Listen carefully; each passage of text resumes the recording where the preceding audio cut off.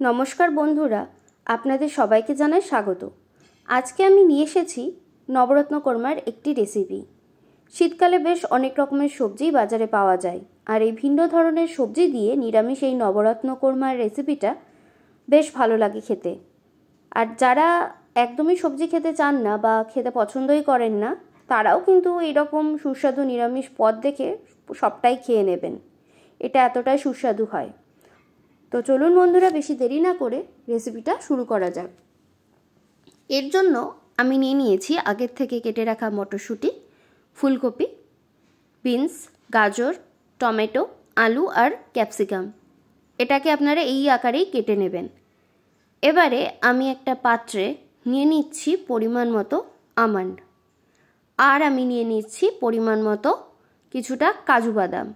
এবার এটার মধ্যে আমি ঢেলে দিচ্ছি জল দিচ্ছি, তার কারণ হচ্ছে যাতে এই বাদামগুলো সব ভালোভাবে ভিজে যায়, আর যাতে এটার একটা আমি পেস্ট ভালোভাবে তৈরি করতে পারি। তো এটাকে আমরা ভিজিয়ে রেখে দিয়েছি। এবারে আমি আরেক দিকে নিয়ে নিয়েছি কেটে রাখা টমেটো, চিড়ে রাখা কাঁচা লঙ্কা আর আদা। আপনারা এখানে যতটা ঝাল খাবেন ততটাই লঙ্কার ব্যবহার করবেন। এটার আমি একটা স্মুথ পেস্ট মিক্সার গ্রাইন্ডারে তৈরি করে নিলাম। এবার আমি কড়াইতে দিয়ে দিচ্ছি জল আর দিয়ে দিচ্ছি পরিমাণ মতো লবণ। এবার জলটা কিছুটা গরম হয়ে গেলে এবারে আমি একে একে সমস্ত সবজিগুলো এর মধ্যে দিয়ে দেব। তো সব সবজিগুলো আমি এর মধ্যে দিয়ে দিচ্ছি।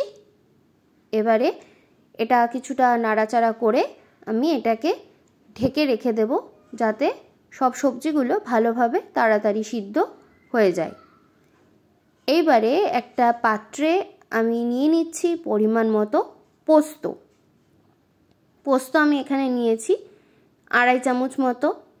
আর আগের যে আমি বাদামটা ভিজিয়ে রেখেছিলাম সেটাও আমি নিয়ে নিলাম। নিয়ে এই দুটোর একসাথে মিক্সার গ্রাইন্ডারে একটা স্মুথ পেস্ট আমি তৈরি করে নেব।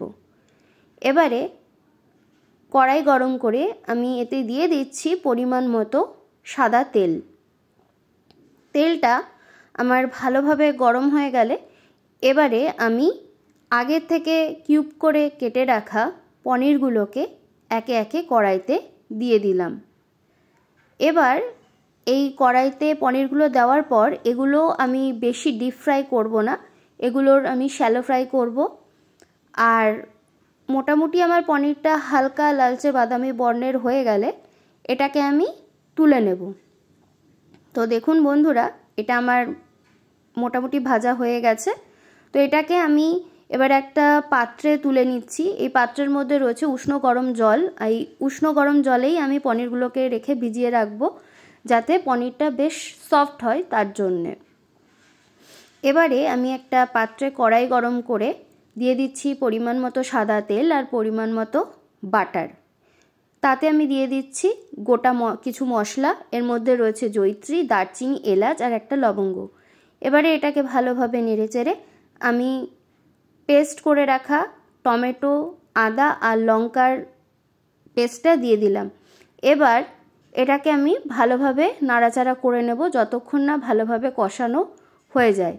এবারে এতে আমি দিয়ে দেব 1.5 চামচ মতো ধনে গুঁড়ো, আর এতে আমি দিয়ে দেব 1 চামচ মতো জিরে গুঁড়ো, আর আমি দেব এতে